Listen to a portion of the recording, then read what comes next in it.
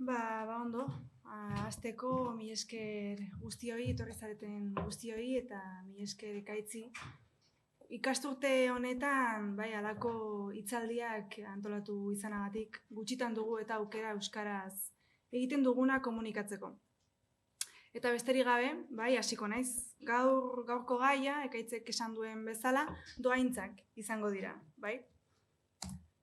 Proanima dohaintzak zehazki. Hau da, monastegiei dedikatzen zaizkien dohaintzak jainkoari eta bere ordezkariei dedikatzen zaizkien dohaintzak salbazioa helburu bezala dutenak, bale? Eta horretarako hauek ikertzeko kokatuko gara Iruñako erreinuan eta 11 eta 12 mendeetan.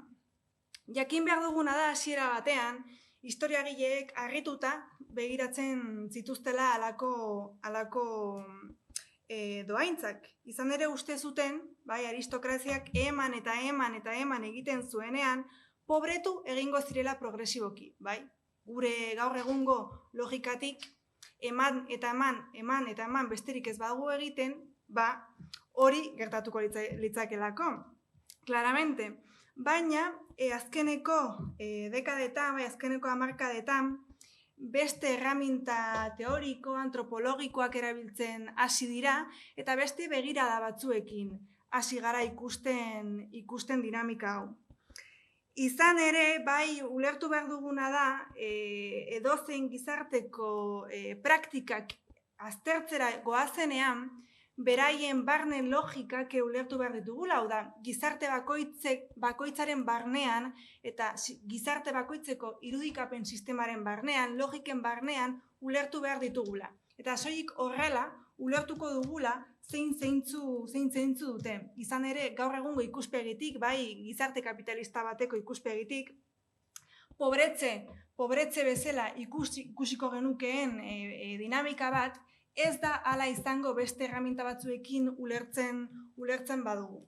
Hasteko, ulertu behar duguna da, 11. mendeetan eta oro har erdi aroan zehar, jainkoari maitasuna adieraztea bete behar bat zela. Eta dohaintzak maitasun hori, karitate hori erakusteko bide bat zirela.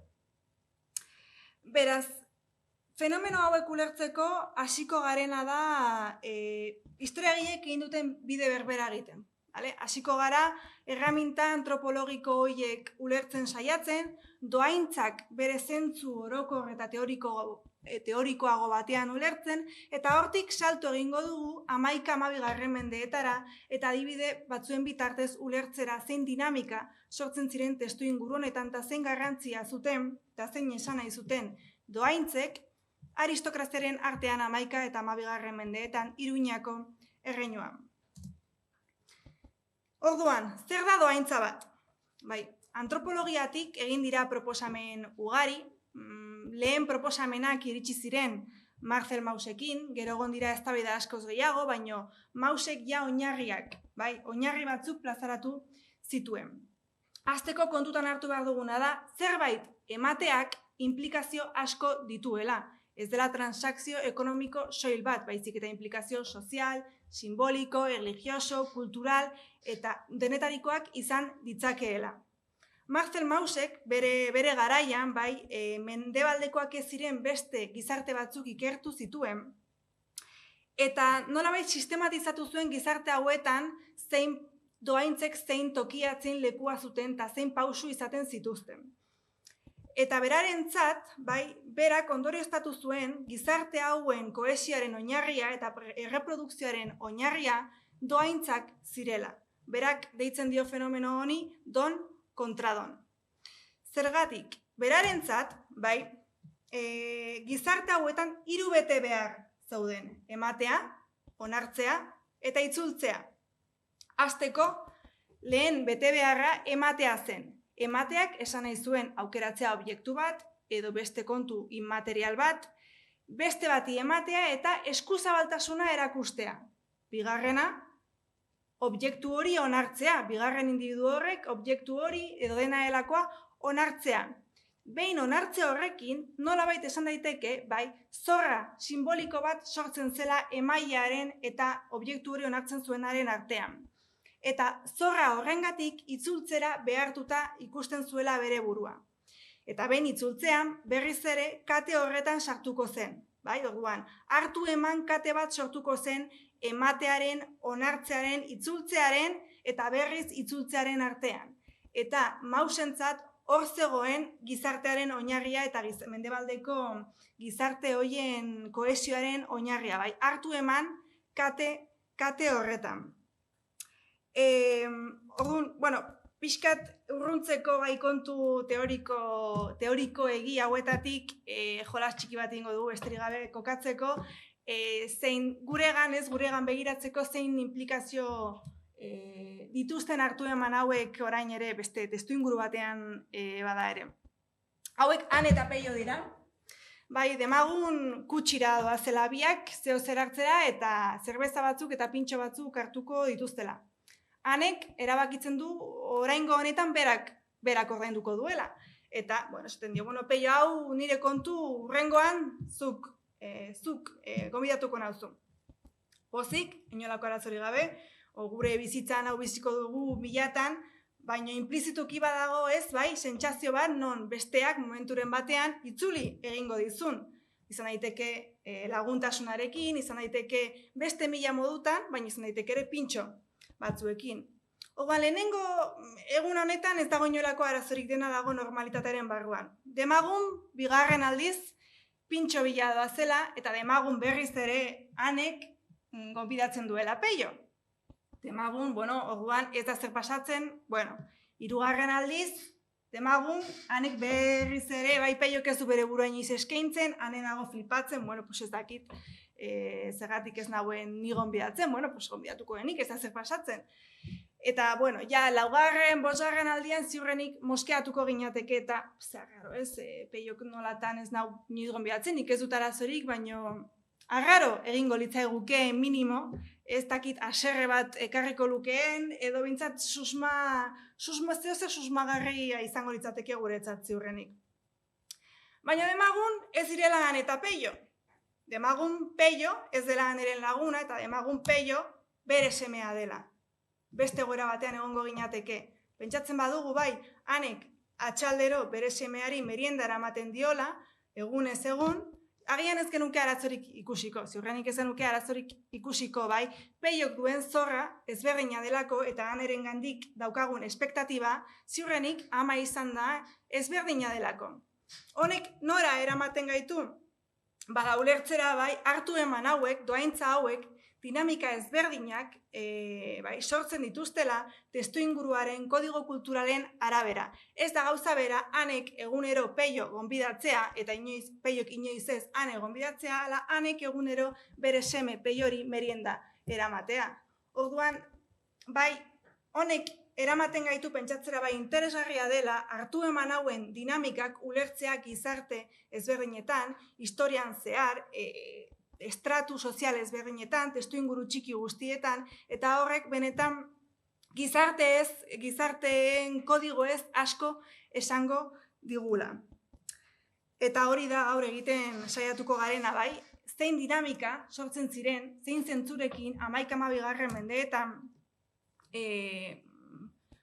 Erdi Aroko gizarte honetan Iruñeako erreinuan, hemen esaten duen bezala bai, ez delako kontu unibertsal bat. Lehen antropologian hori pentsatzen bazen ere, beti, hartu eman hoiek beti pauta berdinekin ematen zirela, gaur egun badakigu hor dagoela gizarte baten aberastasuna, bai, kodigo hoiek identifikatze horretan.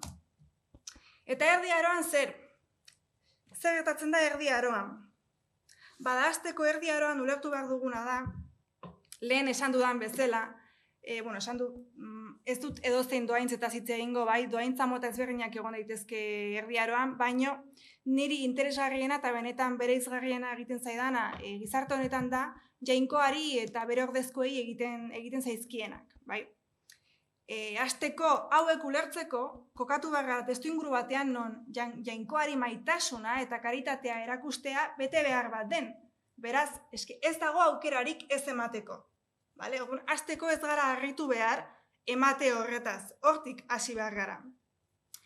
Baina, bete behar horien atzean, dinamika sozial ezberdinak sortzen ziren, bai? Izan ere monastegiekin binkuloak, kontratu sozialak sortzen ziren, bai? Bete behar eta kate batzuk. Eta horiek ulertzen saiatuko gara, bai? Jainkoari maitasuna erakustean egiten den dohaintza horien atzean, sortuko dira harreman oso interesgarri batzuk, bai? Gizartearen erreprodukzioan eta batez ere aristokraziaren klase erreprodukzioan, gakoak izango direnak. Eta horretarako adibide batzuk ekarri dizkizuet. Bai, hau pergamino hau, Marcelo eta Gotoren senideen pergamino bada, bai? Eta azalduko dizuet zergatik den hain luzea, eta hor dago kontuaren, bai, muina. Bueno, Marcelo eta Gotok 1066 urtean lehen aldiz Leireko monasterioari dohaintza bat egin zioten. Hori, bueno, espero den praktika bada, bai? Marcelo Arabako kondea zen, eta, bueno, bere senide guztiek okupatuko dituzte erregearen hurbil dauden postu ezberdinak. Beraz da, goi aristokraziaren parte den familia bat, eta espero dena beraiengandik gizarte honetan da, besteak beste, jainkoari ematea, bai? Dohaintzak ematea. Bada, kontutan hartu behar da, gizarte honetan, bai, salbazioa helburu duten dohaintza hauek ez direla kontu individual bat.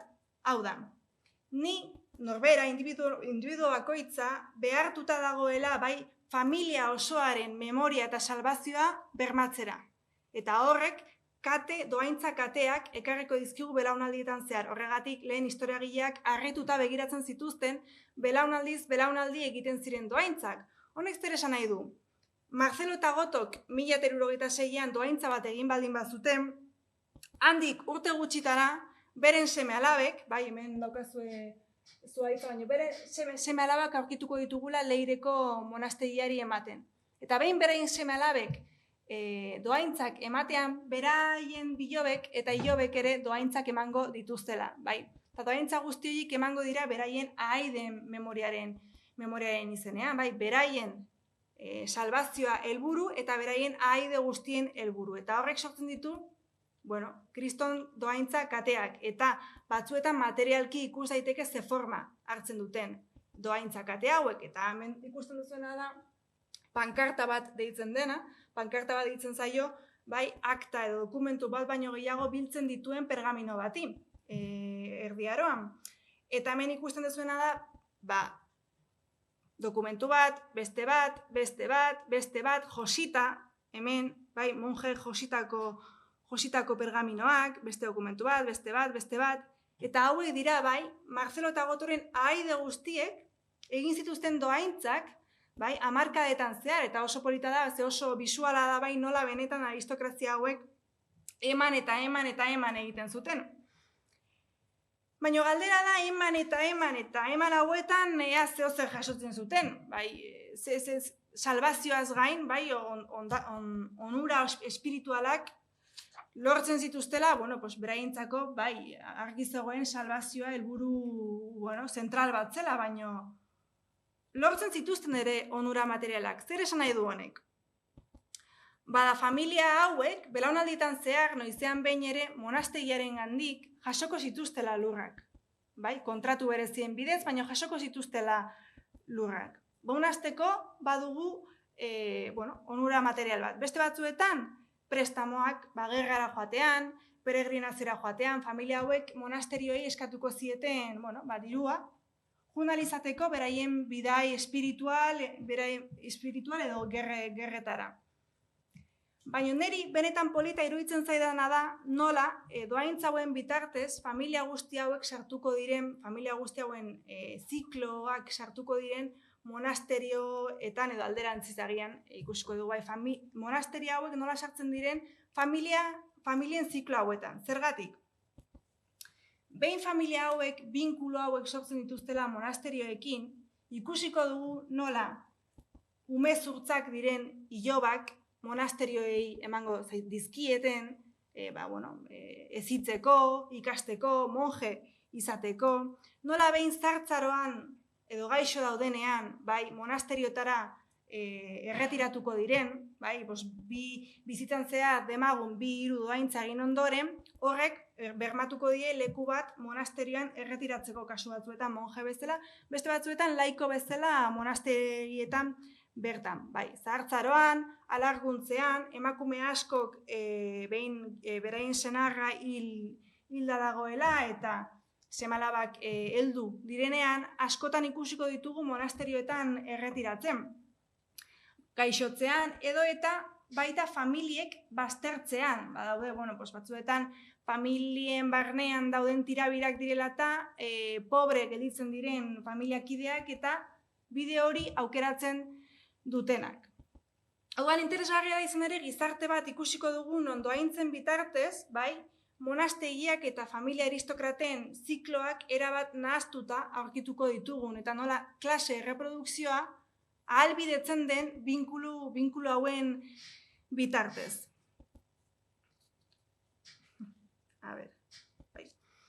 Eta, beste adibide bat ikusiko dugu,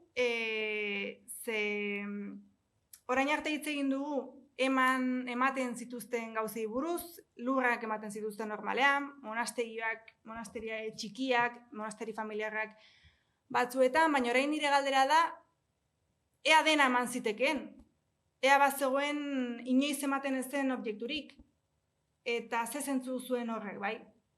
Ze ematen dena ez da soilik garrantzitsua dena baizik eta baita ere ematen ez den hori. Zer zentzu dauka, zergatik ematen da lurra eta zergatik ez dira beste lur batzuk ematen, bai? Familia hauen identitatea ez da bakarrik sortuko monastegiekiko sortzen diren sare hauetan, baizik eta baita beraientzako eta bakarrik beraientzako gordetzen dituzten objektu horietan.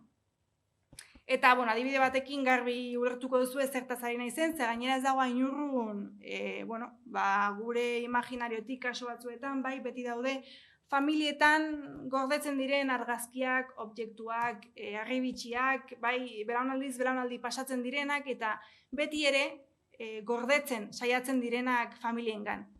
Hemen ezaguna izango da, baina bidez Katalunian oraindik ere baserri masia deitzen diren baserri horietan badaude erdi arotik gordetzen diren artxiboak helburu horrekin, hau da, familiaren identitatearen parte direlako eta naiz eta inolako balio juridikorik ez izan, gordetzen direnak bai identitatearen parte direlako, muin hori direlako, eta familientan pentsatzen badezu zuen familiengan, ziur dagoela harribitxiren bat amonaren azena, birramonaren azena, traje batzuk, beti ere norbaitek gorde nahi izango dituenak familiaren memoria eta identitatea buruan dutela. Eta horregatik adibide bat ikusiko dugu, bai, gordetzen den hori ulertzen saiatzeko bai, zer zentzu duen gordetze horrek. Eta familia batekin egingo dugu, errexena delako, bai, errexena iruditzen zaidalako azkenean, hobeto ulertzen delako adibide zehatzekin, bai, ni hemen kontu teorikoetan ibiltzarekin, baino. Hau beste aristokrazia, familia aristokrata bada, bai, kasu honetan ez gaude Leiren, San Juan de la Peñako monastegian gaude. Eta, familia interesgarria da izan ere gordetzen ditugulako 3 testamentu. Dokumentu sorta bat hauen inguruan, San Juan de la Peñan gordeta. Kopiak eta originalak.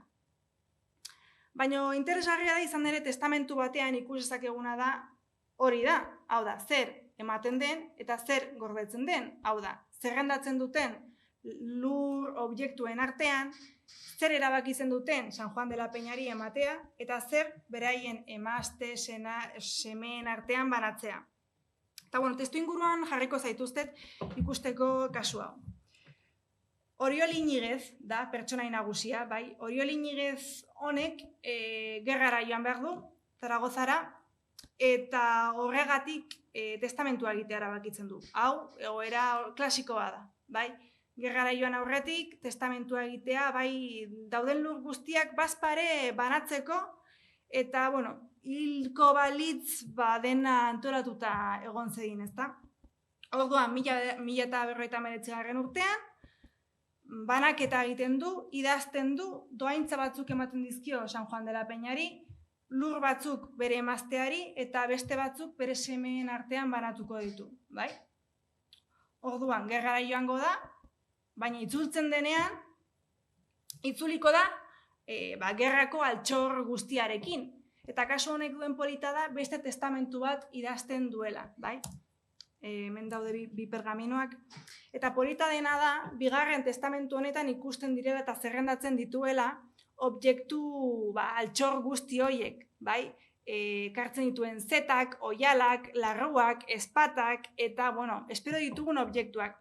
Eta bada oso gauza polit bat dago, Euskaldunon artean, ilusio pitxin bat egingo diguna, bai, atorra hitza agertzen dela, berez jatorriz arabetik dator, nien jaioa hortan, baina jaioa denak badaki, eta, bueno, polita egiten da bai gaur egun euskaraz oraindik erabiltzen den hitz bat, bai ja dokumentu hauetan aurkitzea naiz eta, bueno, oso ohikoa da, arabetik datozen hitzak aurkitzea Iruñako Erreinuko dokumentuetan. Ja, bueno, nik ikusi nunean ilusio pitxin bat egin zian, eta gaur euskaraz ari garenez, zergatik ez atera ez, komentatu pitxin bat. Eta, bueno, zerrendanen polita zera da, ere bai, eske historiagileak gutxikin ilusionatzen gara, baina kontua da. Bueno, traje batzuk, bai, kapa batzuk, zeta batzuk oparituko dizkio bere emazteari, hori oso klasikoa da, beste batzuk semen artean banatuko ditu, eta beste batzuk eman egingo ditu. Baina hemen interesgarriena da ikustea, batez ere armak ez direla emango, bai? Armak semen nagusiari emango zaizkiola. Hau da, ikusten duguna da erabaki bat non objektu batzuk ez diren zaizkion inoiz monasterioari joango familiako semeak bizirik dauden bitartean, bai? Familiako armak beti familiarengan geldituko dira. Lehenik seme nagusiarengan eta gero ja hilko balitz gainontzeko semeengan. Zertatuko litzateke semerik egongo ez balitz? Bilobengan eroriko litzatekela. Ez balitz egongo? Bueno, horrela jarretuko luke bai familiako bizirik gelditzen den familiako gizonaren eskuetan. Hauan azteko badaude objektu batzuk, bai,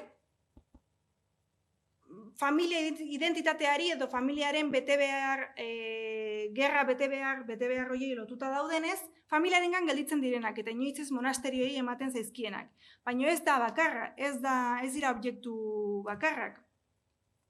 Gordetzen den beste kontua da familia monastegia. Bai, testuinguru honetan oso ohikoa da familia aristokrata hauek monastegi partikularrak izatea. Zer da hori?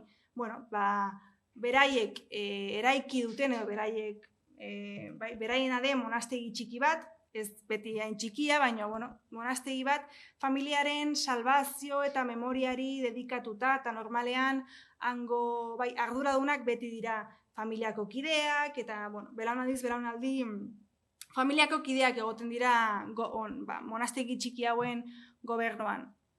Eta monastegi honekin gertatzen dena da ez diotela ematen erabat San Juan de la Peñari. Zer gertatzen da? Esaten diotena da, nik emango dizut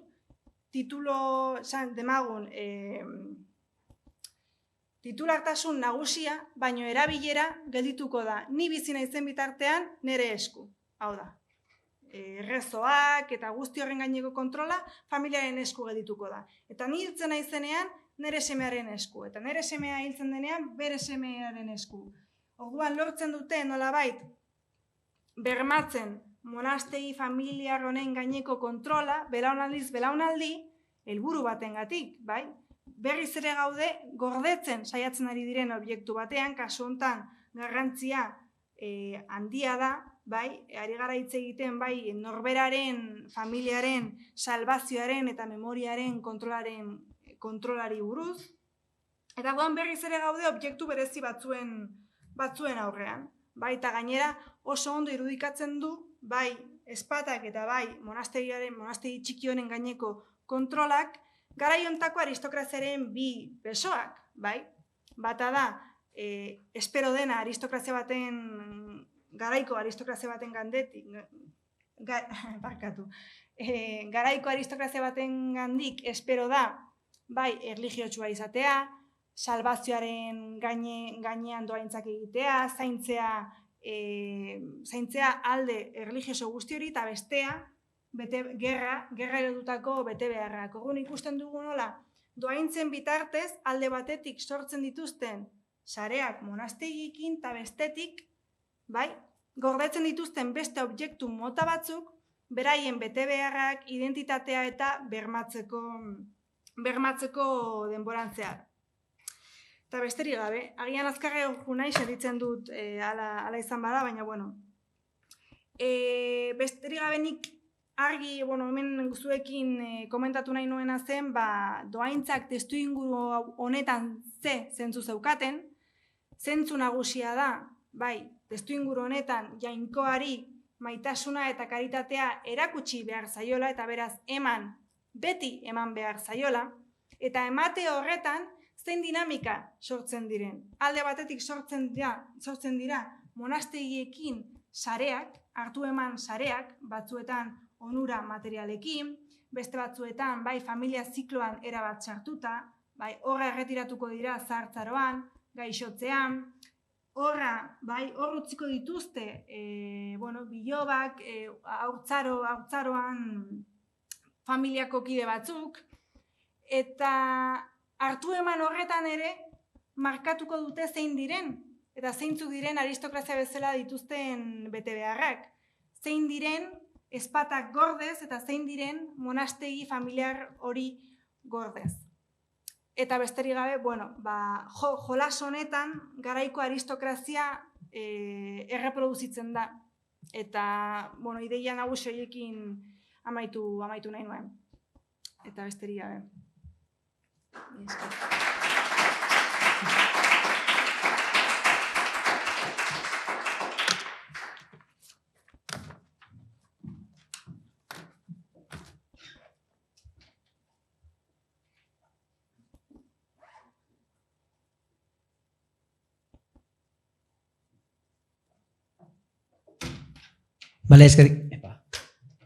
Eskerrik asko, Andrea. Orain galderarik badago publikoren artean, zer komentatu nahi du norbaitek edo galdetu edo gehitu?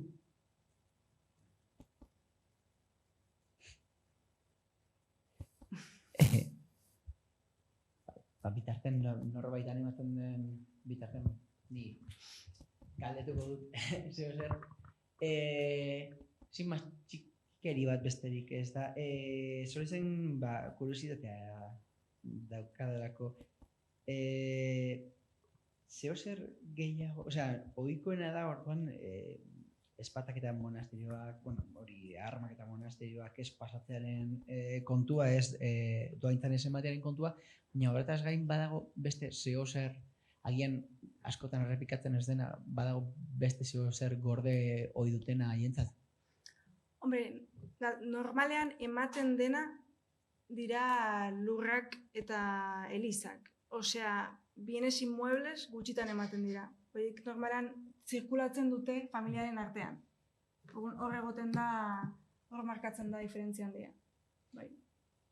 Zergatik dago hain ezberdintasun markatua gauzak ematerako orduan, diot, monasteri bat ezin da eman, baina Eliza pribatu, Eliza patronatu, patronatu Eliza bat, bai, zergatik? Ez, ematen dira, baina ematen dira tentsio eta negoziazioen artean. Hau da, normalean familia aristokratak saiatuko dira minimo kontrol bat, kokatu behar gara reforma baten testu inguruan, eta berez reforma honekin monastegi eta elizak ez lirateke egon beharko laikoen eskutan.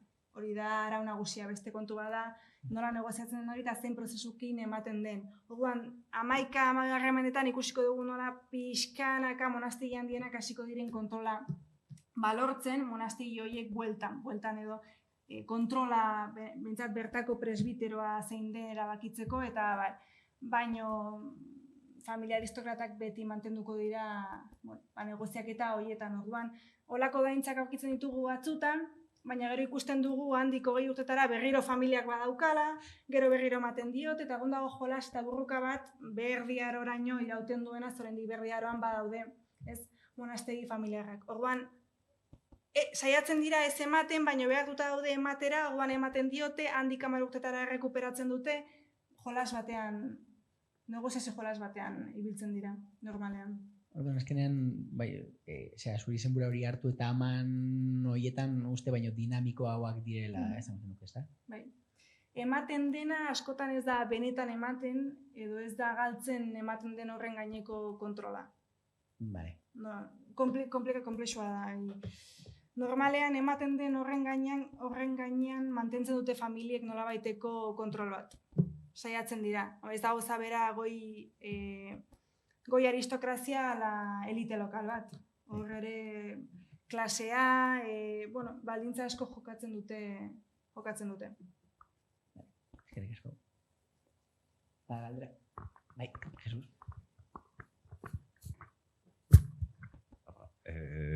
Nire galdera izango litzateke nola bueltatzen den, aristokrata batek emandakoa, alizari emandakoa, suposatzen dut nolabait bueltatzen dala aristokratari, eta aristokrata horrek nolabait errekuperatzen duela emandakoa, ez dala bakarrik gauza bat esaten duela emango dio tola argatik, ez? Oso politika esan dezuna, hori jainkoaren ez dakit zer lortzeko, tabar, baina suposatzen dut badagoela nolabaiteko bueltatzeko era bat, ez? Alizari emandako hori nola gertatzen dago, nola gauzatzen da? Normalean dokumentu berean ikusten dugu, bi modu daude. Ohikoa da ikustea individuo bat edo bikote bat edo familia talde bat bi dohaintzaren ostean, 3. dokumentu batean aurkitzen, eta nola abadeak erabakitzen duen familia honi lur bat ematea prekarian, bueltan. Zuzenean, oso argi ikusten dugu edo, bi belaunaldiren ostean, gurasoak dohaintza, seme-alabek dohaintza, hurrengoek jasoko duten lur bat prekarian. Prekarian da, bizi bitartean jasotzea, izatea usufruktua, ez lur horren gaineko usufruktua. Eta berez, nekazarien gainean dauden dinamikak oso antzekoak dira, prekariak dira, dinamika oso antzekoa da, baino errenta baten truke geldituko dira lur hauetan eta beste egoera beretzi batean, baino argi dago, hau da, 3-4 belaunaldi pasatzen direnean, jasotzen dute lurren bat, bueltatu egiten zai. Ez du zertan bera izan, Eta gaina, divertigarria da, ze jolasten dut aristokrazia ere ez da azkarra da, eta askotan nik badaude adibide batzuk, non lur bera ematen dioten Iruñako katedralari eta Leireko monastegioari, eta gero nola hor lortzen duten beraien arteko tentsio batekin irabazten ateratzen. Hor jolas batzuk badakite zertan dabiltzan. Baina ez eta, evidentemente, jainkoaren maitasunaren gandik ezin garen urrondut ez du inguru honetan badaude joku materialak, ez? Elite hauen artean. Eta gaina, Iruñako katedrala eraikitzen hasten denean, hango abadeak esaten du dohaintzak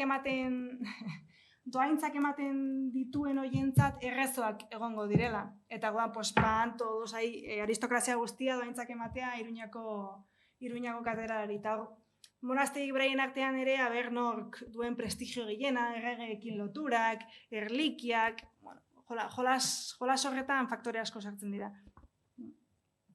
Bai.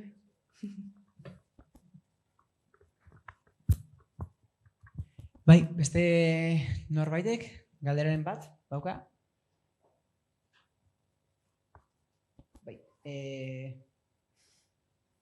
Bai, Jonandoni badauka bat, baina beti, inbartet, julpengintza lana tartean. Jonandoni jakin eduna da, a ver.